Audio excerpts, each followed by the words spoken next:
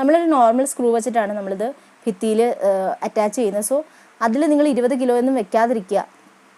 അത്യാവശ്യം നമുക്ക് വലിയ വെയിറ്റ് ഒന്നും ഇല്ലാത്ത സാധനങ്ങൾ വെക്കുകയാണെന്നുണ്ടെങ്കിൽ ഇത് ലോങ് ലാസ്റ്റ് ചെയ്യുന്നതാണ് എനിക്ക് തോന്നിയത്.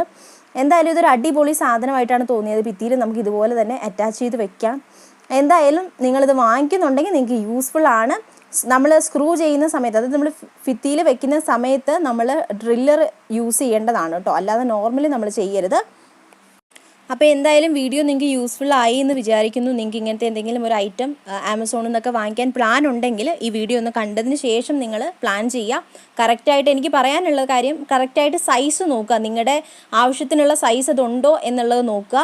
അതുപോലെ തന്നെ നിങ്ങൾക്ക് ഒത്തിരി വെയിറ്റുള്ള സാധനങ്ങൾ അതിന്മേലെടുത്ത് വെക്കാണ്ടിരിക്കുക. പിന്നെ ഒരു പ്ലാസ്റ്റിക് കോട്ടിംഗ് ഉണ്ട്, അത് നിങ്ങൾ പൊളിച്ച് കളയുക. നല്ല രീതിയിൽ ഈ ഒരു സ്ക്രൂ ബുഷും കൂടി ഇട്ടിട്ട് വേണം ഇത് ഭിത്തിയിൽ നമ്മൾ സെറ്റ് ചെയ്യാൻ വേണ്ടിയിട്ട്. അപ്പോൾ ഇന്നത്തെ വീഡിയോ ഇത്രയേ ഉള്ളൂ. വീഡിയോ ഇഷ്ടപ്പെട്ടിട്ടുണ്ടെങ്കിൽ ചാനൽ സബ്സ്ക്രൈബ് ചെയ്യാൻ മറക്കരുത്.